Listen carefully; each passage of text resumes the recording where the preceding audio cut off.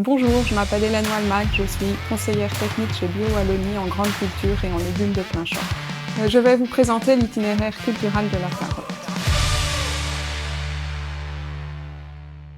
La culture a été implantée dans la région de Tournai et elle est destinée à l'industrie de transformation. La carotte est une plante bisannuelle appartenant à la famille des Apiacées. Un délai de retour d'au moins 6 ans entre deux plantes de cette famille est conseillé. Le cycle des carottes de conservation, aussi appelées carottes de garde, est de 5 à 6 mois. La carotte est peu exigeante en azote.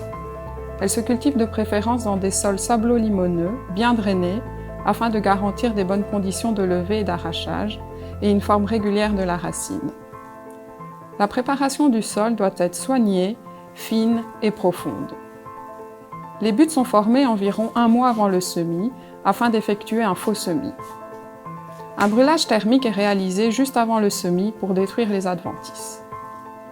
L'efficacité du désherbage thermique est optimale sur des adventices du stade cotylédon au stade 2 à 4 vraies feuilles.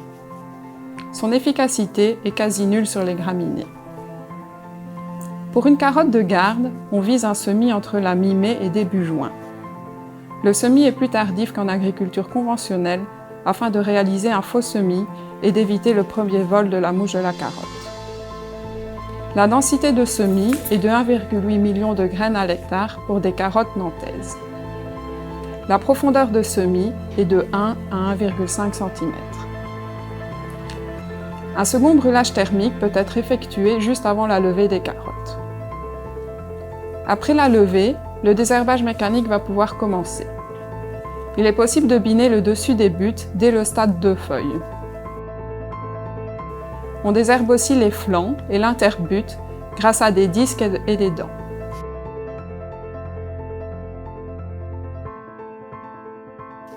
On peut passer avec un butoir pour reformer les buttes et recouvrir les adventices. Il faut commencer le désherbage manuel de la ligne le plus tôt possible. Pour réduire la pénibilité du travail, le désherbage manuel se réalise souvent en position couchée sur un lit de désherbage. Une irrigation est parfois nécessaire pour assurer une bonne levée. Le reste de l'irrigation a principalement lieu pendant la phase de grossissement, c'est-à-dire à partir du stade crayon. Les 3 maladies les plus dommageables pour les carottes sont le sclérotinia, l'oïdium et l'alternariose.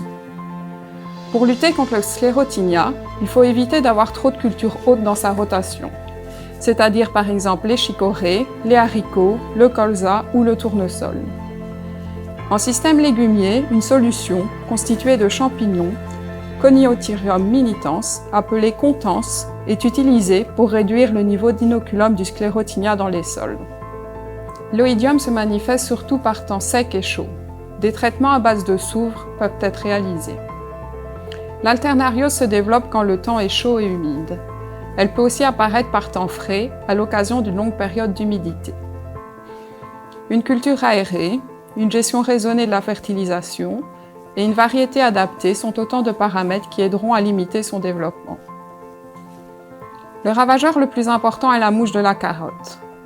Comme déjà mentionné, on décale la date de semis afin d'éviter le premier vol. Des diffuseurs contenant des granulés imbibés d'huile essentielle d'oignon peuvent être utilisés comme répulsifs. Il faut également éviter la proximité d'autres apiacées et préférer des parcelles exposées au vent.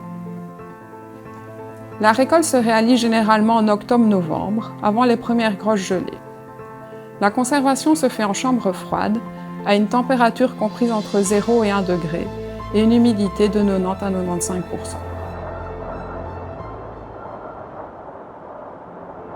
Nous sommes ici sur un champ de carottes rondelles à destination de l'industrie de surgélation. Le semis a eu lieu le 1er juin. Les buttes n'ont pas pu être réalisées à l'avance à cause du printemps très pluvieux que nous avons connu. Il y a ici 2 sortes de carottes, des carottes orange variété Napa et des carottes jaunes variété Mellow Yellow. La densité de semis est de 1,9 million de graines à l'hectare. Il a fallu ensuite irriguer 2 fois pour assurer la levée des carottes. Après la levée, Le dessus des buts, les flancs et l'interbut ont pu être binés. Tout le mois de juillet, les carottes ont été désherbées manuellement avec une équipe de 8 à 10 personnes. Cela a représenté un travail d'environ 140 heures à l'hectare. Ensuite, les flancs et l'interbut ont pu être rebinés. Les carottes se sont très bien développées suite aux pluies abondantes de cet été.